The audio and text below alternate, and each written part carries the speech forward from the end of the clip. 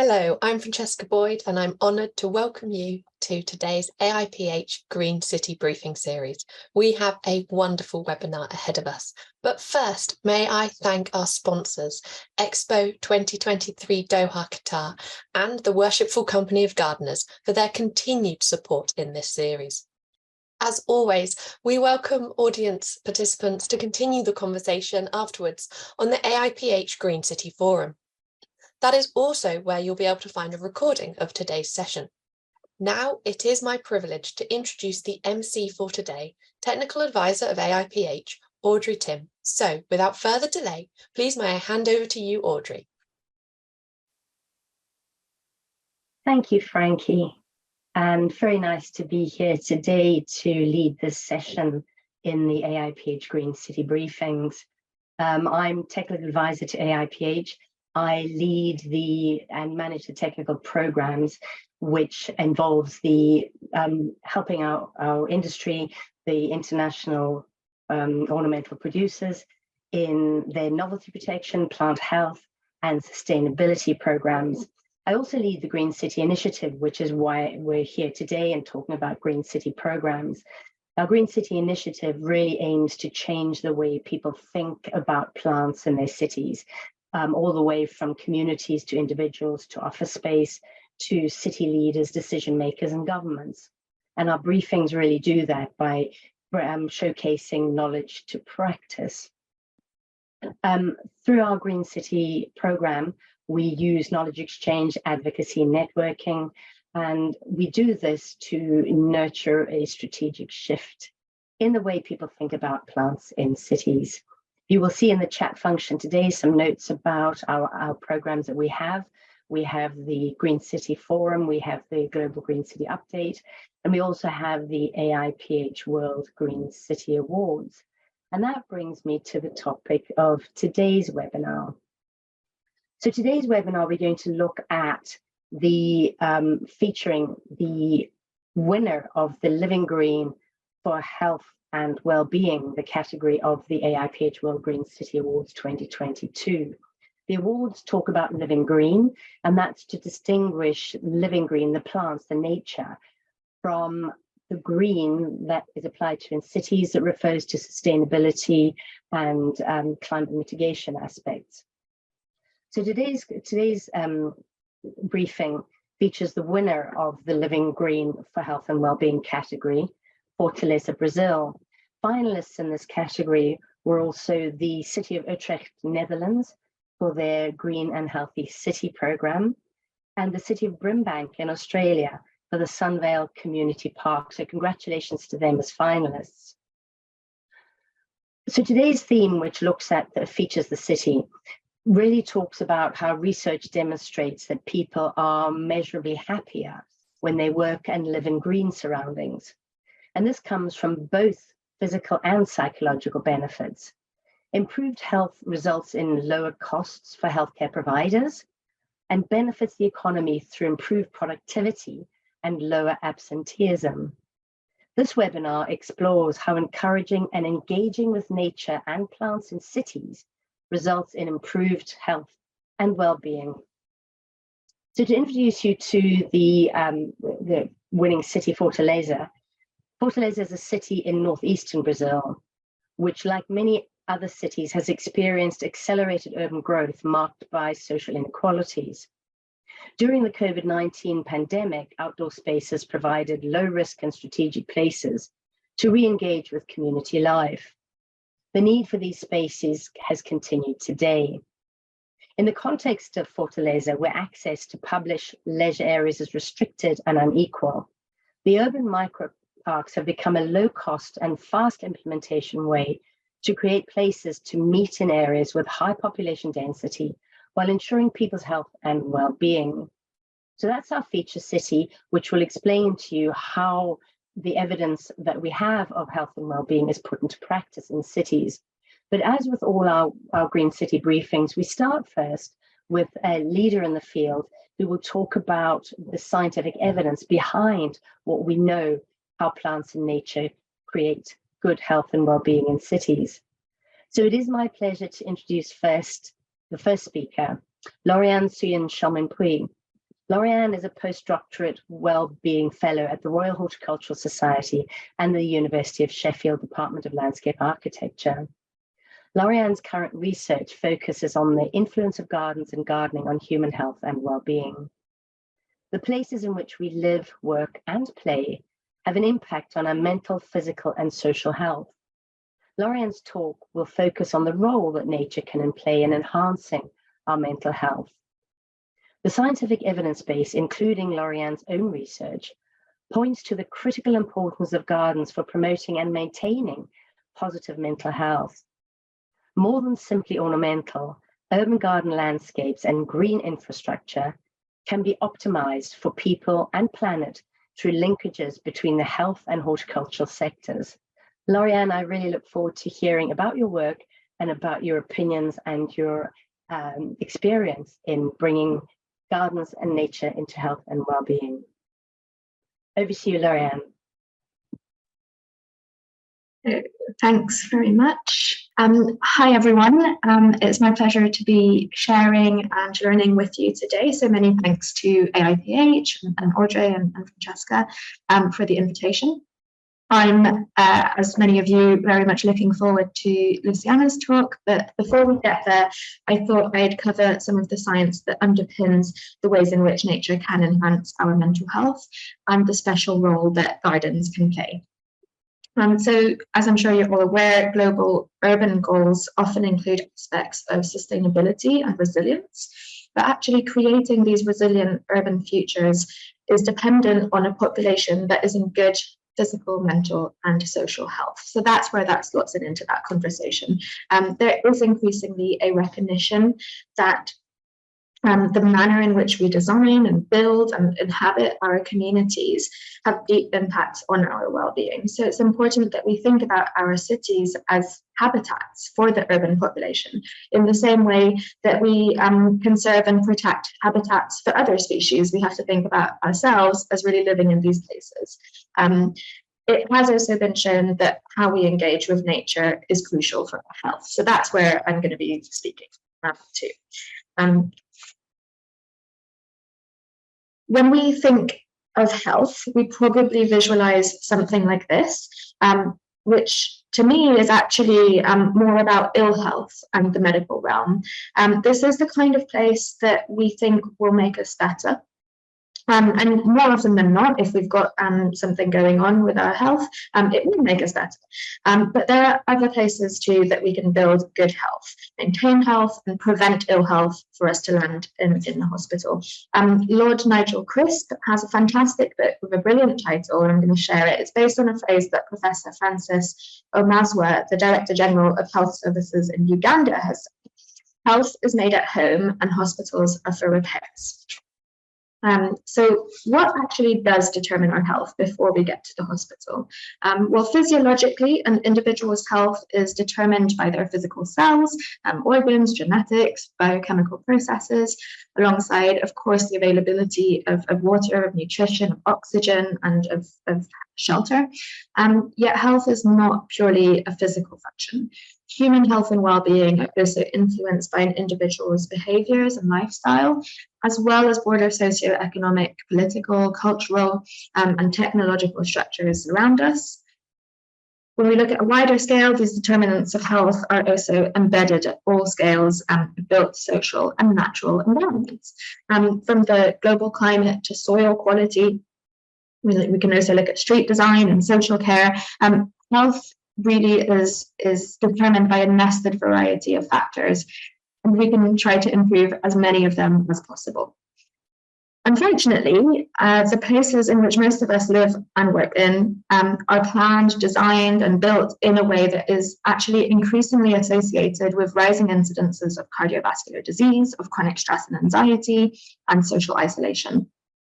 According to the 2016 Global Burden of Diseases and Injuries study, mental and addictive disorders actually affect more than 1 billion people and are responsible for 19% of all years lived with disability. The burden of mental diseases may actually be underestimated because even though mental disorders are not often listed as causes of mortality, they are associated with higher mortality rates and lower life expectancy than the general population who don't have mental disorders. Conscious efforts really do need to be made to use multi-sectoral expertise to create places and communities that promote good health and prevent ill health. I'm going to be talking about mental health specifically, which is defined by the World Health Organization as a state of well-being in which individuals can realize their own potential, can cope with the normal stresses of life, can work productively and fruitfully, and are able to make a contribution to their community.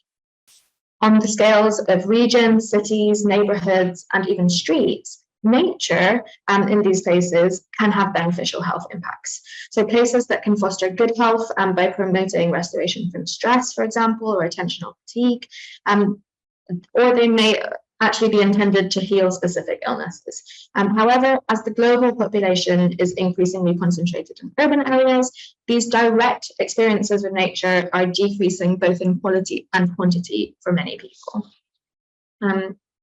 Now, I just want to go back to the same picture. The physical, mental, and social dimensions of health are really not easily separable, but I do want to talk about a specific example. So imagine a spinal cord injury, which is a pretty traumatic, life-changing event.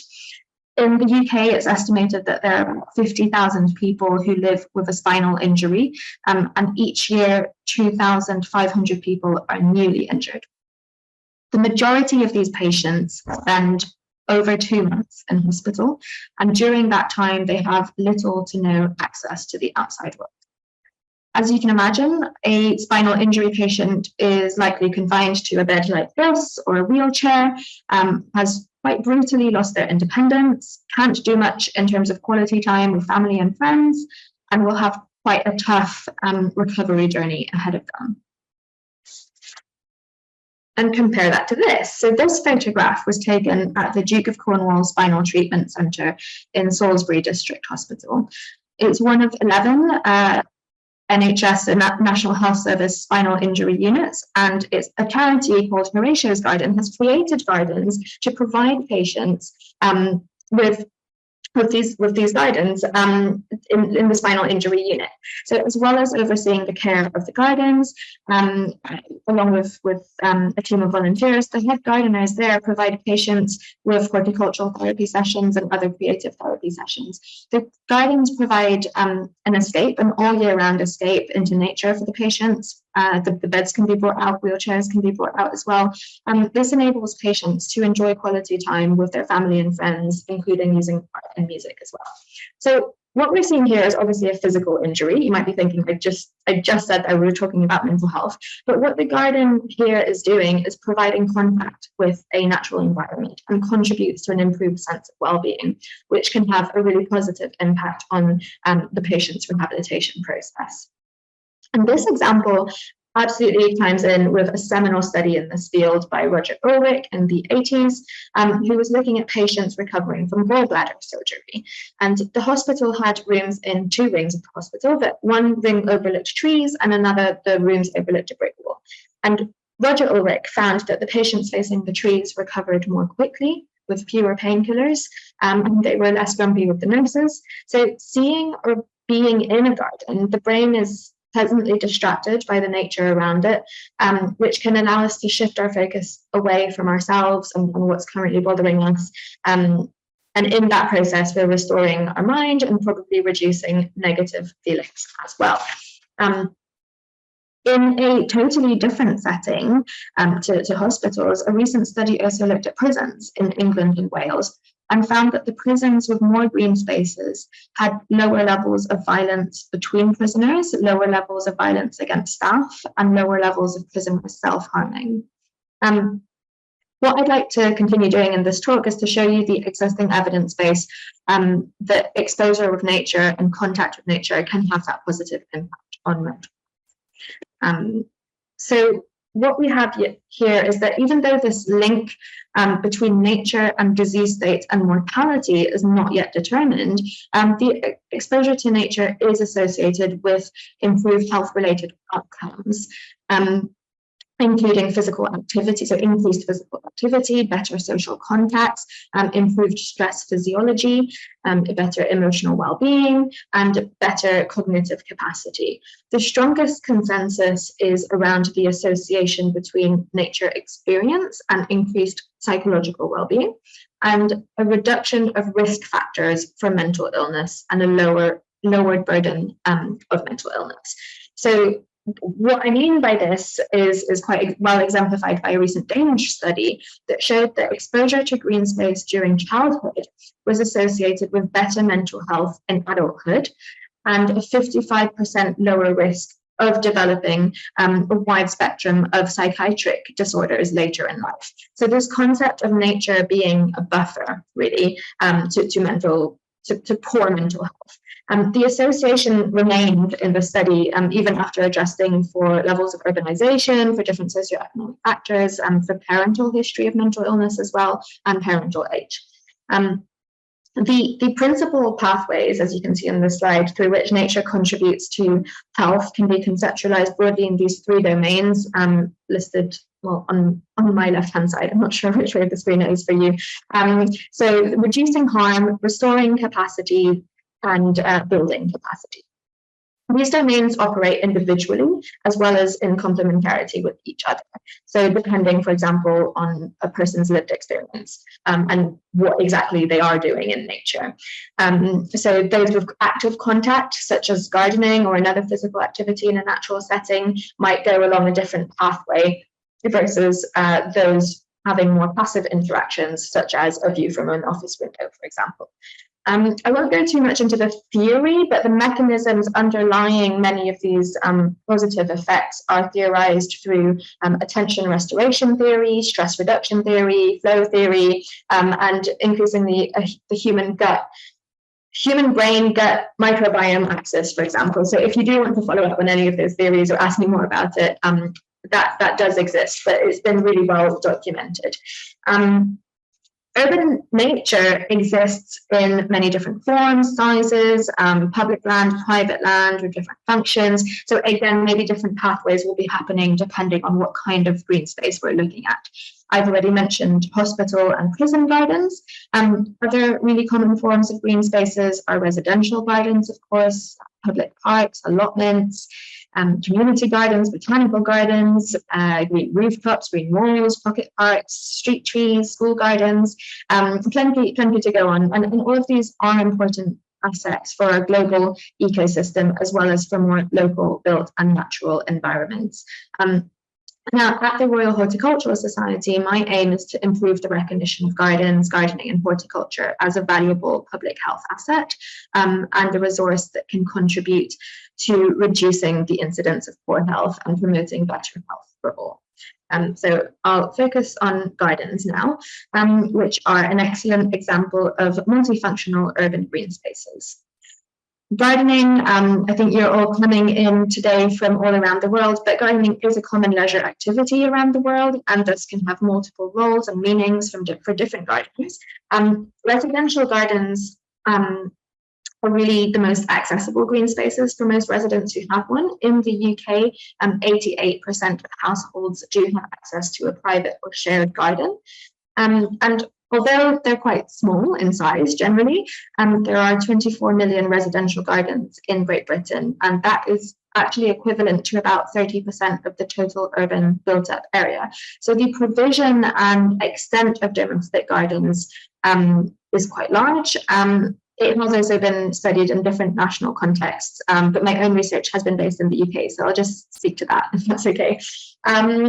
So as I said, private gardens do play an essential role in delivering the natural capital that improves human health and well-being on especially the scale of neighborhoods and streets. And including a stronger sense of community and belonging, higher self-esteem and pride, and potentially reducing the risk of immune-mediated diseases as well through the link with microbiome. We also think that the exposure to sunlight whilst gardening leads to a higher intake of vitamin D. Research studies that I personally have been involved with found that nearly 3/4 of people with access to a garden, courtyard, or balcony said that it helped their mental health, especially during the COVID lockdowns that we've had recently. A different study of nearly 8,000 people showed that those who spent time in their garden were significantly more likely to report higher psychological well-being than those who didn't spend time in their garden. My biggest study so far was a horticultural intervention that introduced plants to front gardens in Greater Manchester in Northern England that were previously paved over. Our experiment evaluated both physiological and psychological stress before and after adding some plants in the front garden, the gardens in front of the houses. So ornamental plants, including petunias, rosemary, clematis, daffodils, and a small tree as well. And there was a statistically significant mean difference between perceived stress levels at the baseline, so before, compared to perceived stress levels after adding the plants.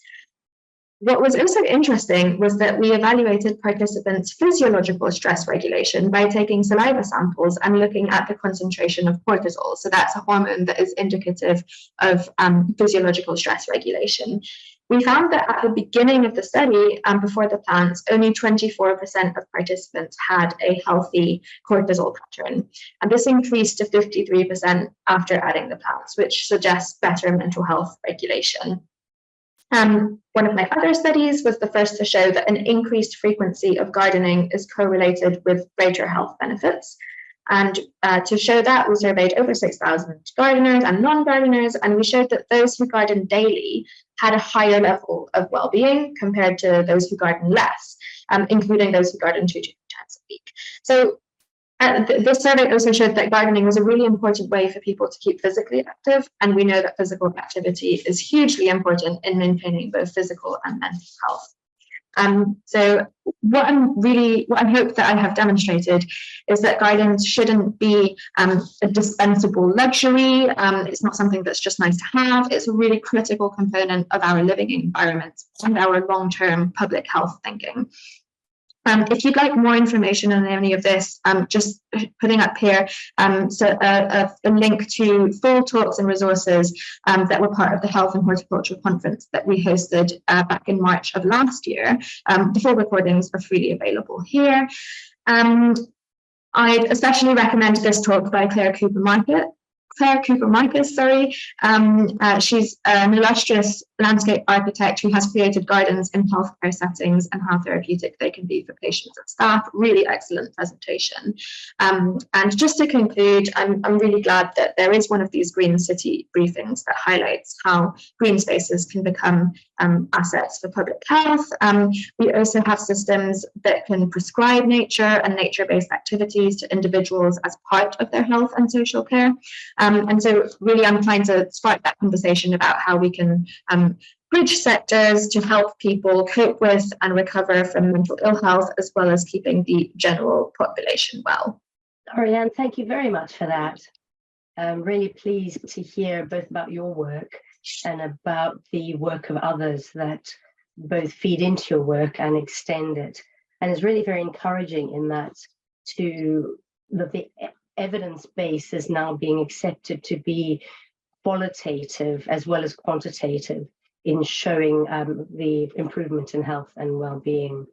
So thank you very much for that. It's now my great pleasure to introduce to you, representing the city of Fortaleza, Brazil, to speak about transforming degraded land into urban microparks. I bring to you Luciana Mendes Lobo. Luciana is the Secretary of Urbanism and Environment of the city of Fortaleza. She is currently in charge of the Secretariat of Urban Planning and Environment. Luciana also worked at the Secretary of Tourism of Ceará as Executive Secretary. She was an advisor to state bodies focused on economic development, agriculture and cattle ranching, and water resources management. Luciana is a lawyer, specialist in administrative law and process, and master in conflict management in law. She's developed research in the area of digital governance and consensual solutions of conflicts in public management.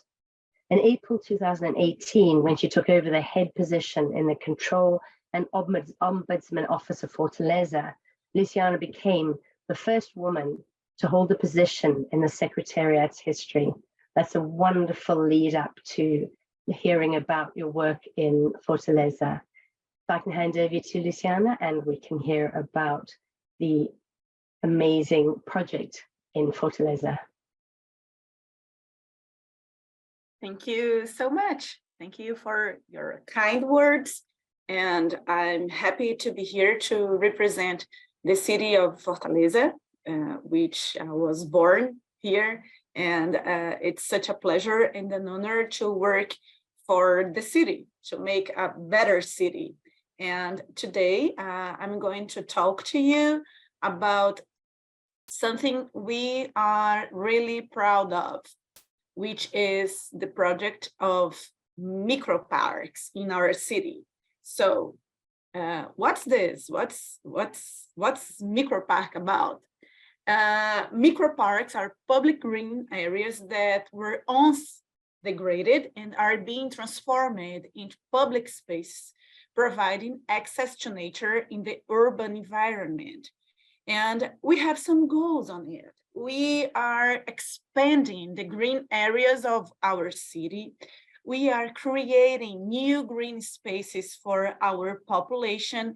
We are encouraging people to have more awareness about the environmental actions. And also we are improving walkability and neighborhood infrastructure. And the great thing about microparks is that we are transforming abandoned areas into new things. This is one of the first parks we have ever done. The name of it is Seu Zaquinha. And this is the before and after. So we had a very degraded space, which had a lot of waste and a lot of pollution and didn't talk about nature at all and was transformed into a new thing.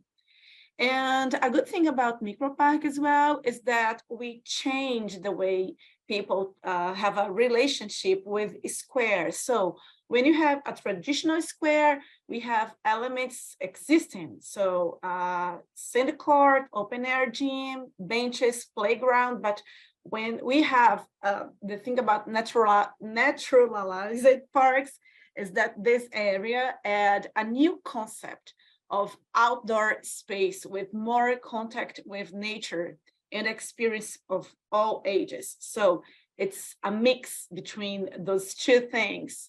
So these parks, the natural parks, they are designed to provide contact with nature in those urban environments.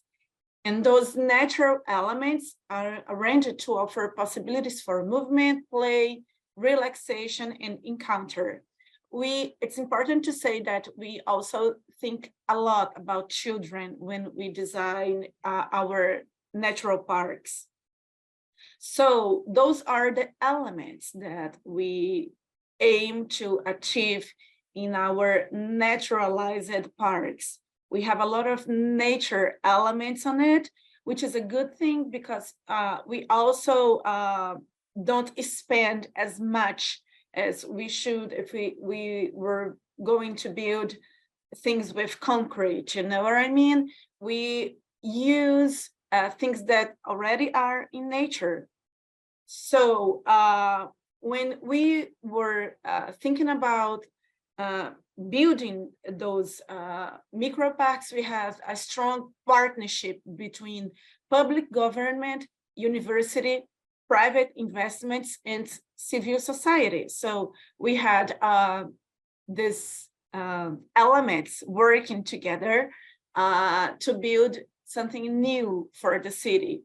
So we were strengthened by being part of Urban 95 network, and this was something that was made with a group of city institutes like SEUMA, which is the place I work for, Secretary of Education, the Traffic Transit Authority, the university. So we had a lot of people, a lot of minds thinking together to build the concept of microparks. And as you can see, we have about a lot of green areas in Fortaleza who were potential to receive the project of the microparks. So now you can see an example of area that will receive micropark. Another area, as you can see, it's not a big area. That's why the name micro means, because it talks about having a lot of small green spaces throughout the city, so people can have contact, more close contact with nature. So by 2025, we will have a network with 30 microparks in Fortaleza. And we have developed a pilot consistent in the implementation of 2 microparks to test the concept in different contexts, define the methodology, and identify the scalability and economic viability alternatives. So these were the 2 that were implemented, the José León and Seu Zequinha, which I have shown before. And step by step, we made this, this concept. So area identification is really important. We have to make the diagnosis of the place. We have to make an elaboration of the preliminary proposal. We have to have the local visits with the population. We have to have the executive project, and then we go for the interventions. So here we have some pictures of the José León micropark. As you can see, it was a really degraded place. And this is the before. And this is the area, a lot of houses around it. So this is the after. So this is a big transformation, and a place that had no one playing before, with no participation of the population. Now we have a place for children and for population. And this is a picture, as you can see, during the preparation of the park. One important thing to say about it is that one of the things we consider when we try to find the right place to put a new unit of micropark is that if it's close to a school for kids. So if it's close to a school for kids, we make a partnership with the school. And I have to say, this is a public school. So the kids are the first users of the park, and we make sure that the school is going to use that place to have activities related to nature. So this is another picture. This is a library space, which is, as I said, in partnership with the school. A lot of places for kids to play. I'm going to show you more pictures. So this is the other micropark. The name is Seu Zequinha. So you can see a picture of it. You can see some waste, some degraded area.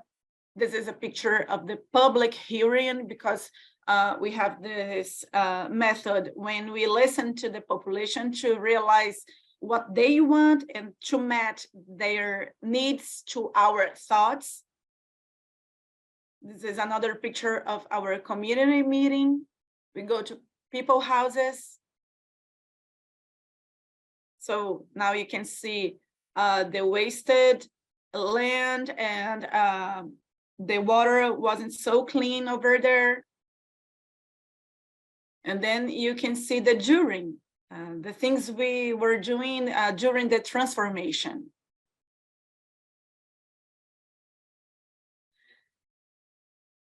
Oh, and now the best picture is the after.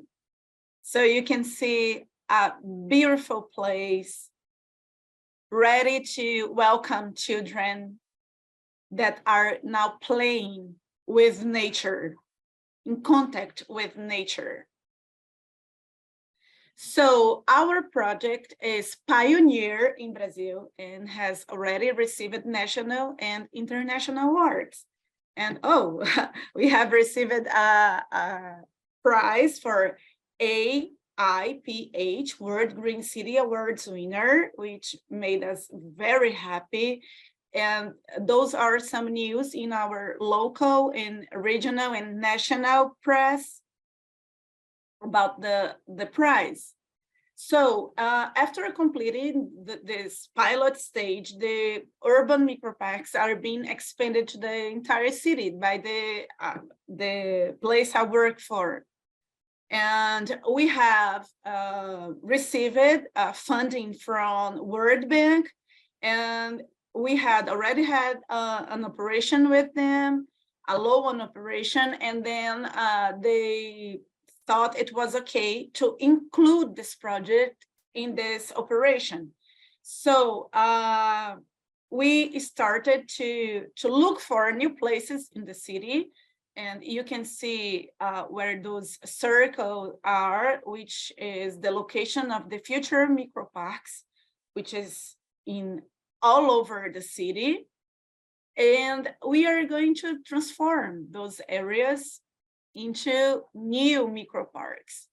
And as I told you before, the chosen areas are under the municipal domain and are closing to schools, which said it was okay to partner with us and take care of the parks. So this is a photo of a place where it's going to be a new micropark. Another photo. Now you can see a new one. And what took place at the beginning of this year? We started to diagnose the recognition of the region, the data survey, and we had meetings to make the introduction of the concept to the locals. And we were seeking the possibilities of transformation with the community. What's taking place now? We are making workshops to engage children from the local community. And we also are talking with condominiums, residentials, to make sure they understand what we are going to do, and to show them how can they make a natural place for kids in their private spaces. So this is also a school, and this is a private school, and they are learning how to do those actions as well. I love this picture so much. And that's it. We are really excited to expand this transformation. And at this month, we are starting to build 10 more. And we are going to take 4 months to complete this mission. And then we will start 4 more, and then another round of 10 more, until we finish our mission to deliver 30 microparks to our city. And I'm really glad to share our experience to anyone who wants to know a little bit more. Thank you so much, Audrey. Luciana, thank you so much. That was very impressive. The project is impressive, I know that, but hearing you talk about it brings it to life in a marvelous way. And I'm really very pleased that winning the Living Green for Health and Wellbeing category of the AIPH Green City Awards has been beneficial to you in having a transformation around it.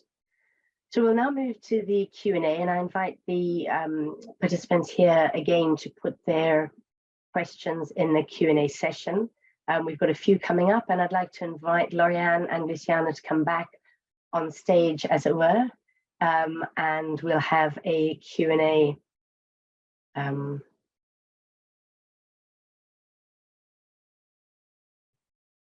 Excellent. So just looking at some of the questions here. Luciana, I'll start with you. You gave a really, really great background about using the pilot cases, the pilot sites, and how the success of that has led to an expansion of it into the different microsites. And you mentioned very much about the schools being part of the reason why you choose the sites. But if you've got, you said, I think 400 hectares in the city that has potential to be the macro parks. How do you go about choosing the sites and engaging with the schools? Is there more involved with that? In your current project, you've got a number of partners, and collaboration is a huge part of that.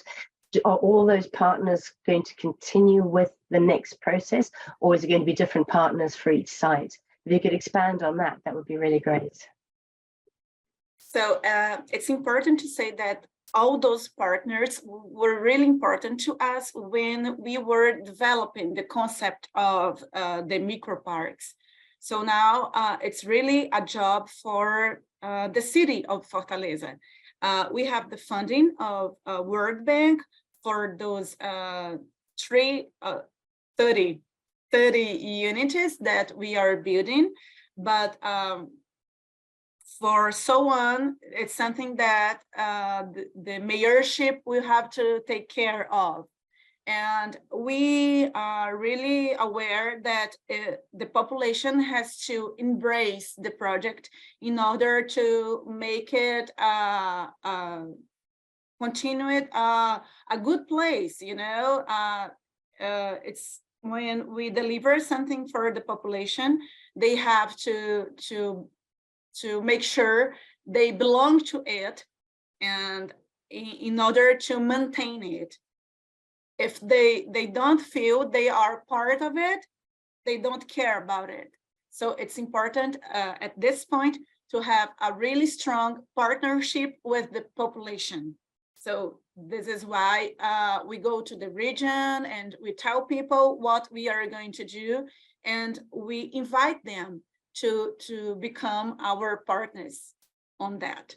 And in that role, the school is absolutely important, because the children and the children's parents, they live around the school and around the park. So they are going to take care of it with us.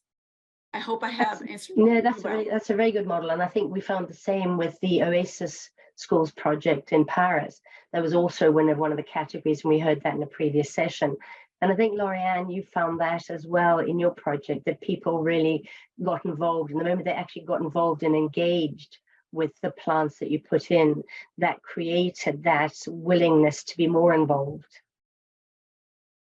Yeah, absolutely. I couldn't have said it better than Luciana, that people, once they care about it, it becomes part of their neighborhood or their area, that creates more care.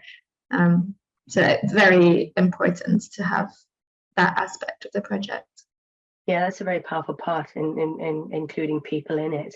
Got some questions here about some of the plants, and certainly would like to hear a bit more about each of you.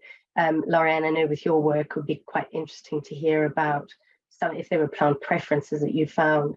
I think a question to you, Luciana, that's come in, it's not specific, but maybe it fits in with you as well, Lauriane, is asking about the use of native plants. So native plants are plants once common historically. How did you go about choosing plants in your space, Luciana? I see from your photographs that some of them had trees or shrubs on them that stayed as part of it, but some of them were fairly sparse. How did you go about choosing the plants, and did you have natives? Yeah, that's a very good question. Actually, we choose to preserve as much as we can of the original trees, plants that are already in the area. And if we have to remove some tree, we use the wood from that tree to make toys for the children. As you've seen some steps for the children or some kind of toys that we make, we use that. And it's really important to make sure that we just use native kind of plants in those micro parks. And we have a guide in our city that shows what kind of plants are indicated for this kind of use. But mostly we try to preserve as much as we can the trees that were already there. That's very interesting, really good to know. Lauriane, what was your experience with people and preferences for plants? I think usually the first starting point is, of course, looking at the climate, the soil, how much sunlight, like what would actually grow there well. And very quickly, for me, the second thing is what people prefer, what they want, what they find joyful, what they will enjoy to look at in these places that they'll be in quite regularly. Especially when it comes to this aspect of well-being, we find that kind of positive experiences and joy and happiness will come from when someone sees something that they like. That might be a color that they like, it might be a fragrance, a smell that they like, that might be linked to positive memories, something like that. And then back to that element of care just now, if people don't like it, then they're more likely to care for it less. So that's often something that I tend to kind of prioritize. And then there's also elements of making it as kind of multi-sensory as possible. So I've already mentioned smell, there's different textures in plants. So to try to have that diversity that different people can perhaps be drawn to different things. In the UK, there's also, it's not just us focusing on this, but there's very much an awareness of the importance of pollinators, and actually they are decreasing. So we do want to plant plants that are encouraging pollinators, and so that might be particular flowers that are like kind of food or resources for the bees and butterflies, etc. And that actually also does have demonstrated benefits on well-being. So it's not just good for the pollinators, because, for example, if you've got a lavender bush, for example, and lots of bees going to the lavender, it has shown to be relaxing for us to watch the bees that are occupied with the lavender. So someone who might actually be scared of bees can watch the bees because they're completely focused on the lavender and they're not going to come and sting a child, for example. So we found that that's a really positive thing to include as well. Okay, that's really great. It brings it into another question that we've got, which is very much about bringing elements for wildlife. Now, plants are just part of it, but plants encourage wildlife into spaces, particularly in urban areas. And so certainly you've spoken about pollinators, bees, butterflies, other aspects of nature. Luciana, in terms of birds and other wildlife into the microparks, is that something that you noticed encouraged? Was that something that people are monitoring? Yeah, I think that when we transform degraded land into a green space, it's a natural movement to have more birds, more wildlife there. And now we just have 2 micro parks, but this is something we want to monitor when we have the 32 micro parks to realize if it's something that we are expecting to happen. So when we have the 32 micro parks implemented, we are going to make sure if this premise is going to happen. That'll be really interesting to see how you monitor it and see how it improves. So we've spoken a lot about the places that you can bring plants, nature into cities and the benefits that they have. So we've spoken about hospitals, the urban degraded areas of the micro parks, private gardens, shared space, schools. Where does the responsibility lie in making these places greener? So it's a range of factors. Lauriane, a lot of yours was working with municipalities and then the individuals. Luciana, you had a really wide range of collaboration. Do we look to people themselves of taking responsibility? Do we rely on policy? What are your thoughts? That's a very good question. I think that us as government, we are responsible on making the public policy. Yeah, we make the public policy, we have the idea, we implement the idea, but we live in a community, we live in a city. In our city, Fortaleza, has 2.7 million people living in it. It's a lot of people. So we have to have a very good communication with our population to sell our idea, to make sure that they understand the benefits of this idea so they can embrace this idea with us. This is something that we have been doing before. We have a strong case of mobility success in our city, and this is how we do.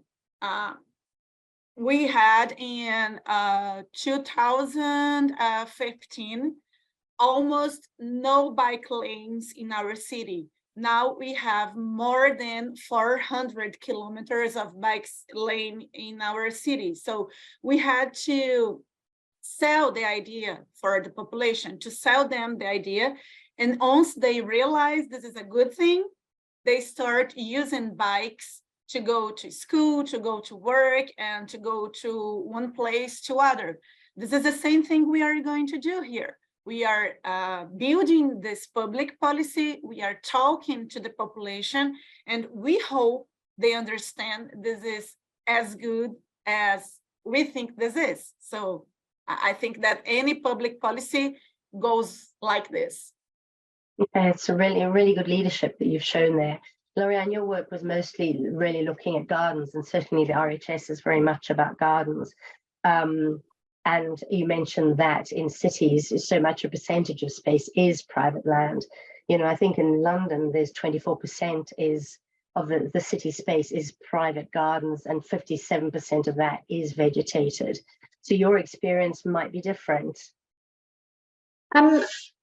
I wouldn't say it's different to what Luciana has just said, but of course the elements that are private are not something that would necessarily be impacted by most public policies, because if it's private land, the owners or managers can pretty much do what they want. But of course there are issues that the local authority might have impact on, such as when there's new development, what are the rules and regulations that will impact that? So does there need to be a certain percentage of permeable surface area, for example? And that is these kinds of rules are becoming more common, I think. So it is less easy to have a completely built up development. So that will help to kind of guide new developments. When it comes to private owners, of course, they have to know, and there are situations in urban areas where people need to park a car, for example. So it's also one thing that we do at the Royal Horticultural Society is that we help provide guidance on how you can park a car and have plants in the same place, so to kind of create these multi-functional places. As a researcher and scientist, I find it very important to share this evidence as much as possible. It's not always obvious that this will have an impact both on the environment and on the people living in the area. So I think there's always scope for more learning. There are still many questions that are unanswered, of course, but I think it's all about kind of people working hand in hand. I think most of the most successful projects that I've seen, including Fortaleza, is is when you have so many different partners working together. So you have the kind of maybe civil society, you have the local authority, you have potentially business owners nearby, schools, etc., working together, who can bring all the different angles, bring different sources of funding, kind of really create the shared interest for the space. And I think that's when things tend to work really well. I think if you only have one sort of sector of society, let's say, who is involved with the full responsibility of a place, that's when you might start getting aspects that are maybe disregarded or forgotten or left out, and then maybe it's not going to end up as sustainable as it would set out to be. Excellent, some useful insights from you both. Thank you very much. I think that brings our time to a close. So thank you both so very much for such fabulous presentations and for such a very informative discussion. Thank you very much. And I'll hand you back to Frankie, who will take us to the end of the webinar. Thank you, Lauriane. Thank you, Luciana. Thank you very much for joining us here today. Some brilliant insights, and I especially loved this idea of matching their needs to our thoughts before we start doing anything, and understanding the transformation that these projects, both speakers mentioned, in the evidence base. So thank you very much, both our speakers and Audrey, for emceeing today. So an absolutely brilliant webinar. Now I'd just like to take the opportunity to thank our sponsors, the Worshipful Company of Gardeners and Expo 23 Doha, Qatar. Our next briefing is the 13th of June at the same time, and we're looking at how green transformations can impact urban areas for the economy, with a case study from Mahada Iran. So please do join us then. And until then, why not add to the conversation over on AIPH Green City Forum, Twitter, and sign up to the Global City Update, where you can continue and join us in showcasing the power of plants in creating resilient cities. Thank you ever so much for joining AIPH's Green City Briefing, wherever you are in the world today. Good morning, good afternoon, good evening, and have a wonderful day. Goodbye. You are a seed, the beginning of a new awareness, a new global movement. You have life in you. Share it, spread it, bring your thoughts and skills. Make it all fruitful. Tomorrow brings challenges and opportunities. Grow. Grow the resources to embrace science and experience for global sustainability. Grow the tools and use technology to cultivate a new and better future together. Grow the knowledge to reconnect to nature and promote a greener development. Grow the balance between local and global, planet and people, today and tomorrow. Growth starts with you.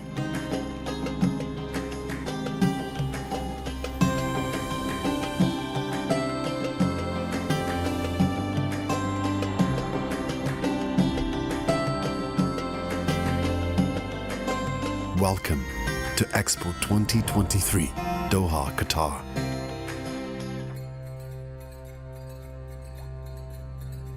Qatar has the perfect conditions for this growth to take roots. From Doha, we can grow a green desert and a better environment.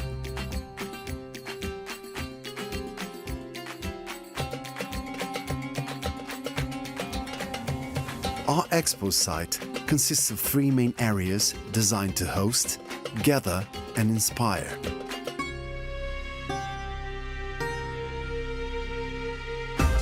Together we can sow the days of tomorrow for everyone to enjoy, everywhere.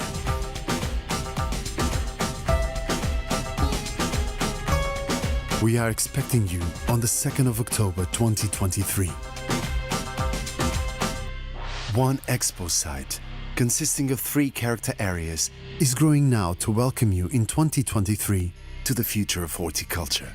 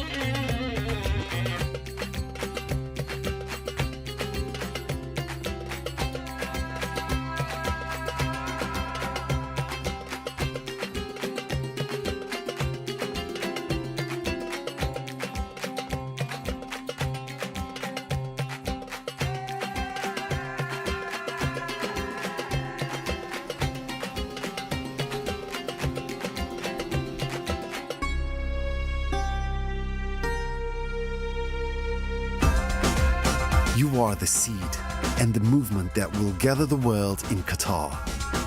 Together in Doha, we will grow a green desert for a better environment.